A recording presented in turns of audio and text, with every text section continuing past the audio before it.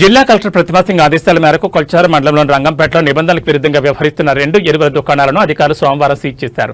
తహసీల్దార్ శ్రీనివాసచారి, మండల వ్యవసాయాధికారి శ్వేతకుమారి సంయుక్తంగా ఈ తనిఖీలు నిర్వహించారు. ఇటీవల కలెక్టర్ ప్రతిమా సింగ్ కొల్చారు మండలం అప్పాజీపల్లిలో పర్యటించిన సమయంలో రైతులు ఆమెకు ఫిర్యాదు చేశారు. రంగంపేటలోని అజయ్ కుమార్ ఫెర్టిలైజర్, సాయిరాం ఫెర్టిలైజర్స్ దుకాణాల్లో యూరియా బస్తాను నిర్ణీత ధర కంటే ఎక్కువగా అంటే 300కు విక్రయిస్తున్నారని రైతులు కలెక్టర్ దృష్టికి తీసుకొచ్చారు. దుకాణాల్లోని ఎరువుల నిల్వలను తనిఖీ చేయగా రికార్డులకు మించి నిల్వలు తక్కువగా ఉన్నట్లు గుర్తించారు. రైతులు అధికారుల సమక్షంలోనే తమను అధిక ధరలతో దోచుకుంటున్నారని వాపోయారు. నిబంధనల ఉల్లంఘన జరిగినట్లు నిర్ధారించుకున్న తహసీల్దార్ శ్రీనివాసచారి ఆ 2 దుకాణాలను సీజ్ చేస్తున్నట్లు ప్రకటించారు.